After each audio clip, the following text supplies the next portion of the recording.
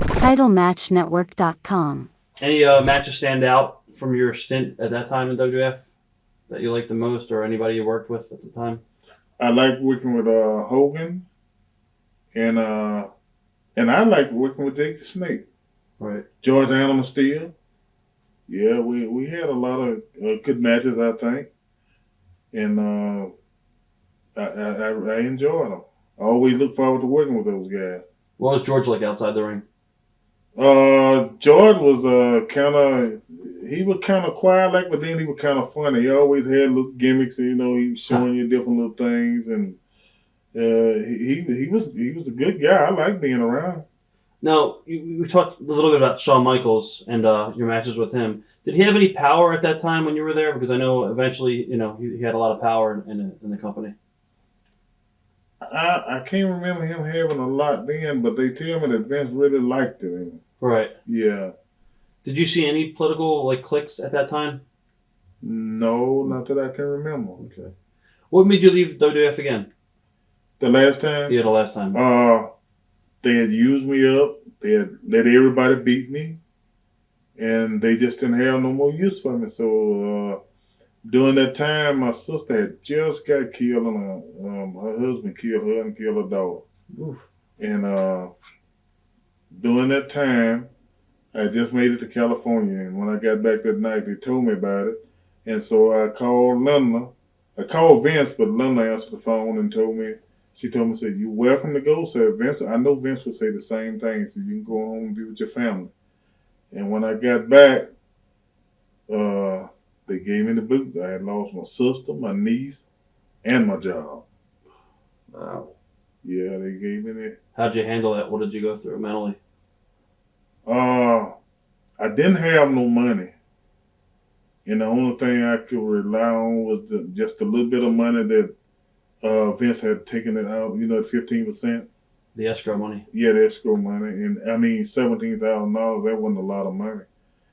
So what I done was bought me an old truck and started driving a dump truck. And they were so old and ragged, they broke down. They were, couldn't make no money with it. But I didn't know nothing else to do. But thank God I did have a home and a place that was paid for. Now, did your friends and family, were they shocked about, how you didn't have any money? Yeah, I didn't tell them everything about, my financial situation and how much I was making. I mean, my wife, she knew, but then it's still some things I just didn't tell her. How'd you meet your wife anyway? I met my wife in 1983 while I was out in Texas. She a wrestling fan? No, she wasn't a wrestling fan, but she had seen wrestling before. But I was in the Texas territory, but she from right there in Mississippi at home. That's why I met her at home. When I had my house built, then she built one on the end of my land down there. I mean, joining my land. Right. And that's how we met. Did you think basically you made more money in the territories in the 80s than your WWF runs? Yeah. Wow. Yeah.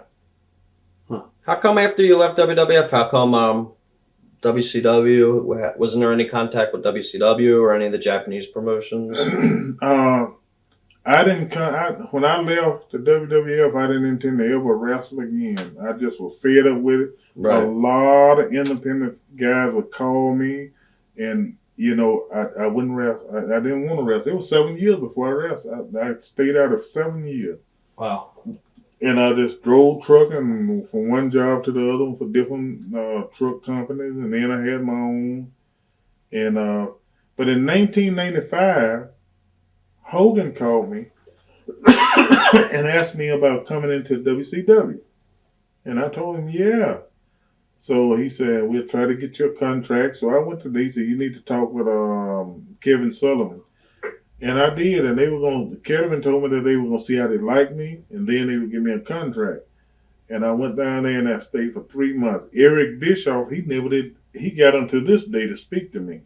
Huh. Yeah, so, and the way he treated me when I was down there, so I would say this to Eric Bischoff. A lot of people say that about Eric. I was going to ask you your thoughts on Eric Bischoff. Yeah, I don't like that man. I don't know nothing about him, but I know he never would speak to me. And I remember once I told Hogan, I said, Hogan, I ain't making no money.